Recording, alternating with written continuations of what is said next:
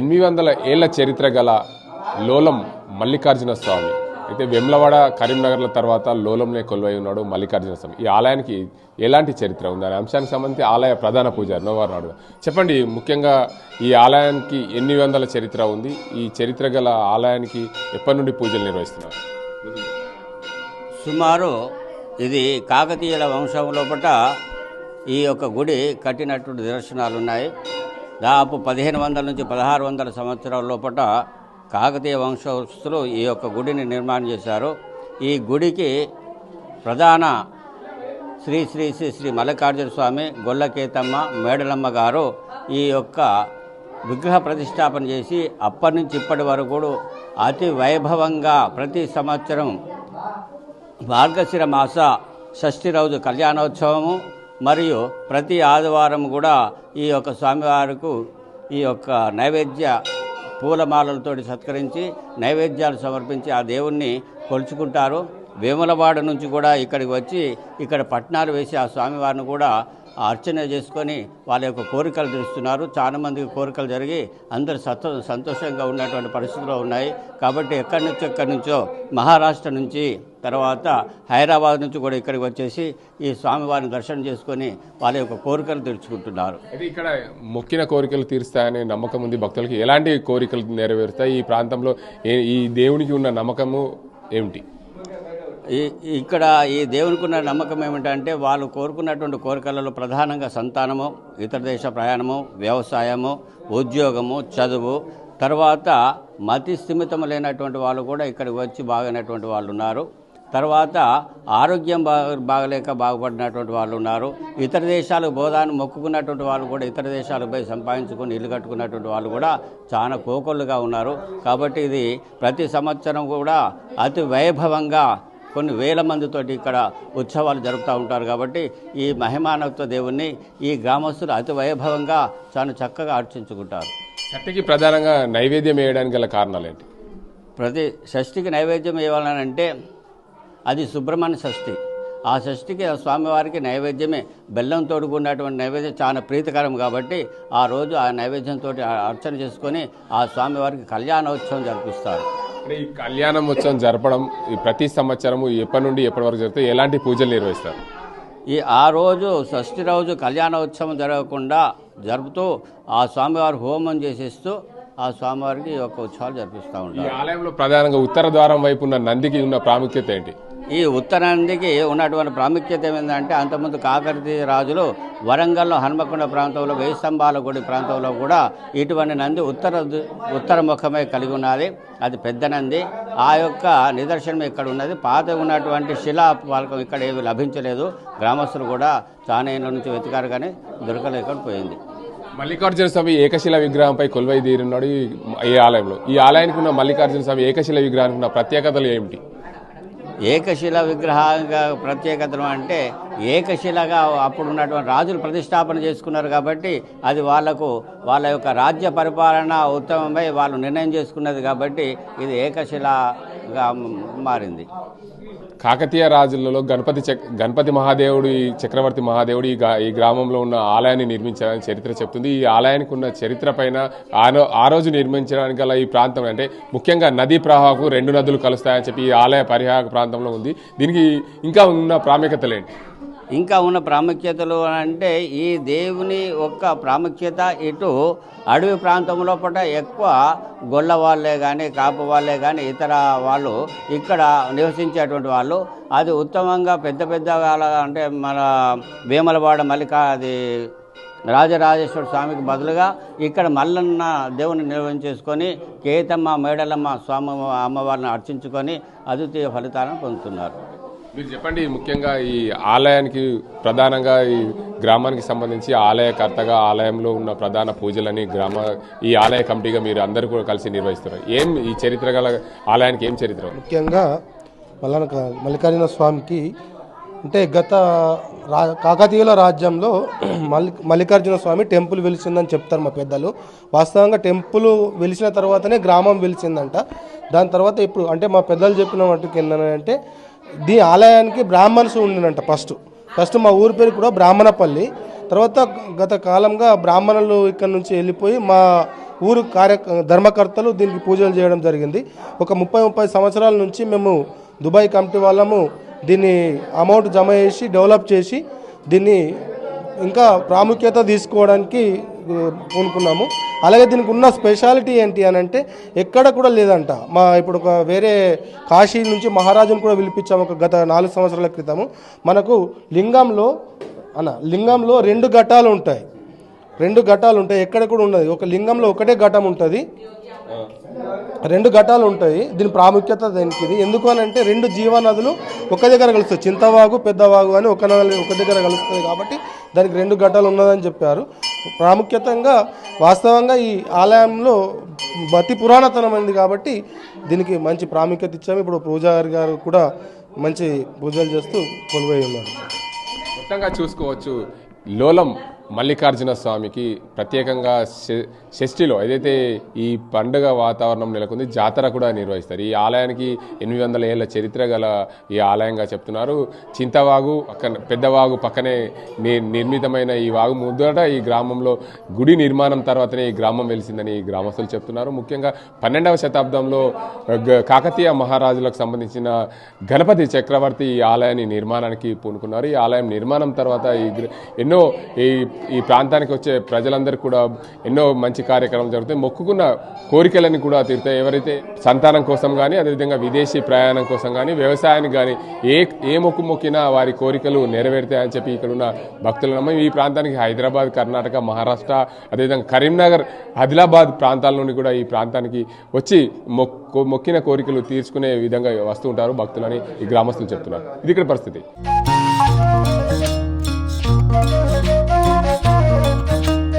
గల ఈ ఆలయం 12వ శతాబ్దంలో కాకతీయ గణపతి దేవుడు ఈ నిర్మించినని చరిత్ర చెప్తుంది. ఈ ఆలయంలో కొలువుదీరిన మల్లికార్జున స్వామి ఎలాంటి పూజలు నిర్వహిస్తారు, ఈ ఆలయానికి ఉన్న చరిత్ర ఏంటిదని తెలుసుకుందాం. ముఖ్యంగా నిజామాబాద్ జిల్లా ఇందల్వాయి మండలం లోలం గ్రామంలో కొలువైదీరి ఉన్నాడు ఈ మల్లికార్జున స్వామి. ఏకశిల రూపుడైన మల్లికార్జున స్వామి కోరిన కోరికలు తీరుతాయని చెప్పి భక్తుల నమ్మకం. అయితే సుబ్రహ్మణ్యేశ్వర షష్ఠి రోజున జరిగే ఈ పండగకి సంబంధించి ఎంతో ప్రాముఖ్యత ఉందని చెప్పవచ్చు. ముఖ్యంగా ప్రధానంగా ఈ ఆలయానికి ప్రధాన ముఖద్వారాలు నెమలి పింఛంతో ఏర్పడిన ఆలయ ముఖద్వారాలు ఉన్నాయి. దీనికి సంబంధించి ఎన్నో ఏళ్ల చరిత్ర గల ఈ ఆలయానికి చరిత్ర చెప్తుంది. మనం చూసుకోవచ్చు ఆలయం ప్రధానంగా లోపలికి వెళ్తుంటే ఆలయంలో ఎన్నో చరిత్ర గల శిల్పాలు, కళలు ఉన్నాయని చెప్పుకోవచ్చు. 12వ శతాబ్దంలో కాకతీయ చక్రవర్తి గణపతి దేవుడి కాలంలో నిర్మించినట్లు చరిత్ర చెప్తుంది. 2 వాగులు కలిసే చోట, అయితే చింతవాగు పెద్దవాగు కలిసే ఆలయ పరిసరాల్లో పూర్తిగా నిర్మాణం చేశారని ప్రధానంగా చరిత్ర చెప్తుంది. రాతి స్తంభం అదేవిధంగా భావకళపై శిల్పకళలు, గొలుసులు వంటి నిర్మాణం పూర్తిగా జరిగిందనే చెప్పవచ్చు. మొత్తంగా ఈ అంశాన్ని ప్రధానంగా చూసుకుంటే మనం ఈ ఏకశిలా రూపంలో జరిగిన ఈ ఆలయానికి ఉన్న ప్రత్యేకత చెప్పవచ్చు. మనం ప్రధానంగా చూసుకోవచ్చు ఈ ఆలయంలో ముఖ్యంగా చూసుకుంటే ప్రధాన ద్వారం దగ్గర ఉన్నాం. ప్రధాన ద్వారం నుండి మనం లోపలికి వెళ్తున్నాం కనిపిస్తుంది, చూసుకోవచ్చు. ఈ ఆలయానికి ఎంతో చరిత్ర ఉందని ప్రధాన పూర్వీకులు కూడా చెప్తుంటారు. దీంట్లో ముఖ్యంగా మనం చూసుకుంటే ఈ ఆలయంలో నిర్మాణమైన శిల్ప కళలు కానీ దానికి అంతకు సంబంధించి చూసుకోవచ్చు. ముఖ్యంగా ఈ రాతి చెక్కడాలతో నిర్మించిన ఈ ఆలయం ప్రధానంగా చూసుకోవచ్చు. ఈ ధ్వజస్తంభాలపైన ఉన్న శిలలు చెక్కినట్లు కనిపిస్తుంది. 3 ద్వారాలతో అష్టముఖి రూపంలో రాతిపై చెక్కిన శిల్పాల నిర్మాణం ఉంటుంది. ఉత్తర దిశగా చూస్తున్న నందీశ్వరుడు ప్రధానంగా చూడొచ్చు. నందీశ్వరుడు ఉత్తర దిశగా చూస్తున్న ఈ ఆలయంలో ప్రధానంగా ఉంది. ఇక్కడ ఈ ఆలయానికి ప్రత్యేకత ఈ నందీశ్వరుడు అని చెప్పచ్చు. అయితే ఈ కాకతీయ కాలంలో నిర్మించిన ఈ కట్టడాలకు సంబంధించి ఎంతో పేరు ప్రఖ్యాతలు ఉన్నాయి. ఒకే రాతిపై ఒంటి చేయి ఒంటి కాలు కలిగిన శిల్పి నిర్మించినట్లు పూర్వీకులు కూడా చెప్తున్నారు. లోలం మల్లికార్జున స్వామికి ఎన్నో ప్రత్యేకతలు ఉన్నాయి. అంటే 2 ఘటాలతో కూడిన శివలింగం ప్రధానంగా ఆలయంలో చూసుకోవచ్చు. 2 ఘటాలతో కూడిన శివలింగం కూడా ఉంటుంది. 2 ఘటాలతో కూడిన శివలింగం కూడా ఉంటుంది. ఈ శివలింగానికి ఎంతో ప్రాముఖ్యత ఉంది. ఎందుకంటే ఈ ఆలయంలో 2 ఘటాలతో ఎక్కడ లేని ఈ ఆలయం ఈ ప్రాంతంలో ఉండడం చాలా అరుదుగా మనం చెప్పవచ్చు. శివలింగాలు ఉంటాయి. మూల విగ్రహం అతి పెద్దదిగా ఉండి స్వామివారి ఎడమవైపుగా ఉండే ఈ మూల విగ్రహం కూడా ఉంది. చూసుకోవచ్చు. మూడలమ్మ, కేతలమ్మ విగ్రహాలు కూడా కనిపిస్తాయి. ప్రధానంగా గర్భగుడిలో కొలువైన స్వామికి ఉత్సవాల రూపంగా అనేక ఉత్సవాలు అనేక జరుగుతూ ఉంటాయి. చూడొచ్చు ముఖ్యంగా ప్రధాన అంశాలు చూసుకుంటే స్వామి శివలింగం పైన 2 ఘట్టాలు కనిపిస్తున్నాయి. ప్రధానంగా మూల విరాట్టుకు సంబంధించి ఆలయంలో మూల విరాట్టు కూడా కనిపిస్తుంది. ఆలయానికి మూల విరాట్టు ప్రధానంగా 2 ఘటాలు, దాంతోపాటు శివలింగానికి సంబంధించి 2 ఘటాలు, ప్రధానంగా ఆలయానికి ఏకశిలా విగ్రహంతో చెక్కిన మల్లికార్జున స్వామి, దాని పక్కనే ఉన్న కనిపిస్తున్న 2 దేవుళ్ళు కనిపిస్తున్నాయి. దానికి అంతకు సంబంధించి పూర్తిగా మనం చూసుకుంటే ఈ ఆలయానికి ఎంతో ప్రాముఖ్యత ఉందనే చెప్పవచ్చు. ప్రధానంగా ఈ వేములవాడ, కరీంనగర్ తదితర ప్రాంతాల నుండి కూడా ఇక్కడికి భక్తులు వస్తుంటారని పూర్వీకులు చెప్తున్న పరిస్థితి అయితే కనిపిస్తుంది. ఈ ఆలయంలో ఎంతో చరిత్ర కలిగిన మల్లికార్జున స్వామి షష్ఠి రోజు పూజలు నిర్వహిస్తారు. అయితే ప్రధానంగా మూల విరాట్టు అతిపెద్దగా ఉండి ఎడమవైపు మూడలమ్మ, కేతలమ్మ విగ్రహాలు కూడా కనిపిస్తున్న పరిస్థితి అయితే కనిపిస్తుంది. గర్భగుడిలో కొలువైన ఈ విగ్రహాలు ఎంతో పేరు ప్రతిష్టలు ఇక్కడికి వచ్చే భక్తులకు కూడా ఎంతో నమ్మకంగా ఉంటుందని చెప్పి ఇక్కడ భక్తుల నమ్మకం. అయితే ప్రధానంగా ఈ పసుపు కుంకుమతో ప్రధానంగా గుడిలలో కుంకుమతో అర్చన చేస్తారు. కానీ ఈ మల్లికార్జున స్వామి బండారుగానే పూర్తిగా అర్చన చేస్తుంటారు. పసుపుతో పాటు బండారుగా వేసి అర్చన చేస్తున్న పరిస్థితి అయితే కనిపిస్తుంది. ప్రధానంగా మనం ఈ ఆలయానికి ఎంతో చరిత్ర కలిగిందని చెప్పవచ్చు. ఈ లోలంలో కొలువైన మల్లికార్జున స్వామికి ఎంతో ప్రత్యేకత ఉంది. ఈ ఆలయానికి 800 ఏళ్ల చరిత్ర, శతాబ్దాల క్రితం అయితే ఏళ్ల క్రితం నిర్మించిన ఈ ఆలయానికి 12వ శతాబ్దంలో గణపతి మహారాజు దేవుడు ఈ నిర్మాణమై కొలువై ఉన్నాడు. ఈ ఆలయానికి నిర్మాణం చేపట్టారని చెప్తున్నారు. ఈ ప్రాంతంలోకి వచ్చే భక్తులైతే పూర్తిగా తాము మొక్కిన కోరికలు తీరుతాయి. దానితో పాటు వ్యవసాయము, అదేవిధంగా విదేశీయానము, ఎవరైనా సరే మతిస్థిమితం లేని వారందరూ కూడా ఇక్కడ వచ్చి మొక్కితే వారందరూ కూడా మంచి జరిగింది. అలాంటి భక్తులు ఇక్కడికి ఎంతో ప్రీతిప్రాతంగా ఇక్కడికి వస్తూ ఉంటారు. ఈ మాసంలో ఏదైతే ఈ నవంబర్, డిసెంబర్ మాసంలో జరిగే షష్ఠికి సంబంధించిన ఉత్సాహాల్లో భారీగా పాల్గొంటారని చెప్పి ఇక్కడ భక్తుల నమ్మకంగా చెప్తుంటారు. ఇది ఇక్కడ పరిస్థితి.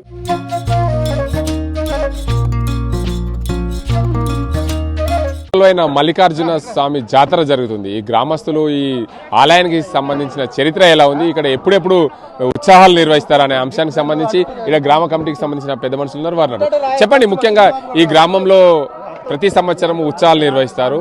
అసలు ఉత్సవాలు నిర్వహణ కంటే ముందు ఈ గ్రామానికి సంబంధించిన ఆలయం ఎప్పుడు వెలిసింది? అసలు మా వాస్తవంగా మాకు తెలియదు ఎప్పుడైందో. కొన్ని సంవత్సరాల కింద వెలిసింది ఆ దేవుడు. ప్రతి డిసెంబర్లో సత్య అని చెప్పేసి 5 వారాలు ఉత్సవాలు జరుపుకుంటాము. మా సుబ్రహ్మణ్య షష్ఠి నాడు కళ్యాణం అవుతుంది. తర్వాత వారంకి జాతర మహోత్సవం ఉంటుంది. దానికి మా చుట్టుపక్కల విలేజ్ కానీ మా 5-6 మండలాలు, సిరిసిల్ల, కామారెడ్డి సైడ్ నుంచి కూడా జనాలు వస్తారు, భక్తులు వచ్చి మొక్కులు తీసుకుంటారు. అయితే ముఖ్యంగా చెప్పండి, ఈ ఆలయానికి సంబంధించి నిర్మాణం అయితే నిర్మాణం జరిగింది 1200 శతాబ్దంలో. ఏదైతే గణపతి చక్రవర్తి దేవుడు ఈ ఆలయాన్ని నిర్మించారని చెప్తున్నారు. దానికి అందరికీ సంబంధించి మీరు ఈ ఆలయంలో ఎప్పుడెప్పుడు ఈ ఆలయానికి సంబంధించిన కమిటీ ఎక్కడి నుండి చందాలు కానీ ఎలాంటి ఉత్సవాలు నిర్వహించడానికి పనులు చేస్తారు? మాకు చందాలంటూ ఏం లేదు. మేము దుబాయ్ పోయిన మా విలేజ్ యువకులు అందరు కలిసి మనిషికంత చందాలు చేసుకున్నాము. దాన్ని డెవలప్ చేసుకుంటున్నాము. ఇప్పటికి ఏ రకమైన పొలిటికల్ కానీ ఏ సంబంధం లేదు, అంతే. ఓకే, మీరు చెప్పండి. ఈ ఆలయంలో ఎలాంటి చరిత్ర ఉంది, దీనికి అంతకు సంబంధించి ఉత్సవాల నిర్వహణ కోసం ఎలాంటి ఏర్పాట్లు చేస్తారు? చరిత్ర అంటే పెద్దలకు తెలుసు, అది మాకు ఎక్కువ తెలియదు. కానీ ప్రతి సంవత్సరం అయితే 5 వారాల పాటు జాతర జరుగుతుంది. ప్రతి జిల్లా నుంచి ఒక నలుమూలల 4 జిల్లాల నుంచి మన దగ్గరికి జనాలు రావడం జరుగుతుంది. ప్రతి సండే ఈ సండేకి మాత్రం పెద్ద ఎత్తున జరుగుతుంది. జాతర రోజు ఒక 2500 నుంచి 3500 జనాభా కూడా అన్నసత్రంతో పాటు జనాభాకు లోపల లైన్ కట్టి కానీ మేము అందరం విలేజ్ పెద్ద మనుషులు, మన విలేజ్ యువకులు అందరూ ప్రతి ఒక్కరు పాల్గొని విజయవంతం చేస్తారు లోపల అందరూ. మీరు చెప్పండి. ముఖ్యంగా మీ ఈ ఆలయానికి ఉన్న ప్రతి సంవత్సరం చేసే పనులలో భాగంగా ఉదయం నైవేద్యం లాంటి కార్యక్రమాలు చేస్తారు. నైవేద్యం వేయడం వల్ల ఏం జరుగుతుంది, ఇక్కడ ఏం మొక్కుకుంటారు?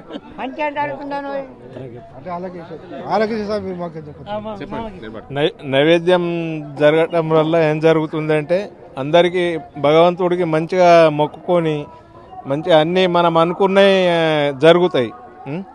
అందుకే నైవేద్యం ఎత్తాం. ప్రతి సంవత్సరం 5 వారాలు పండగ జరుగుతుంది. షష్ఠిలో ఈ ఆలయానికి సంబంధించిన ప్రత్యేక పూజలు నిర్వహిస్తారు. 20 రోజుల పాటు భక్తులు కూడా ఇక్కడ మాలలు వేసి నిష్టగా ఉండి ఈ ఆలయానికి సంబంధించిన పూజలు నిర్వహించి ఈ గ్రామంలో షష్ఠి రోజు ఏదైతే కళ్యాణోత్సవం జరిపిన తర్వాత వచ్చే ఆదివారం రోజు దీనికి అంతకు సంబంధించి పూజలు నిర్వహిస్తారు. అంటే ఈ రోజు ఈ గ్రామంలో సంబంధించి మహా జాతర జరుగుతుంది. ఈ జాతర ఉత్సవాలు కూడా ఘనంగా నిర్వహించేందుకు ఈ గ్రామస్తులని సిద్ధం చేసుకున్నారు. ఈ జాతరకు సంబంధించి ఈ చుట్టుపక్కల ప్రాంతాల ప్రజలు కాకుండా కరీంనగర్, వేములవాడ, కామారెడ్డి తదితర ప్రాంతాల నుండి కూడా ఈ ప్రాంతానికి వచ్చి ఇక్కడ జాతరలో పాల్గొంటారని చెప్పి ఈ గ్రామస్తులు చెప్తున్నారు. ఇది ఇక్కడ పరిస్థితి. ఓటీ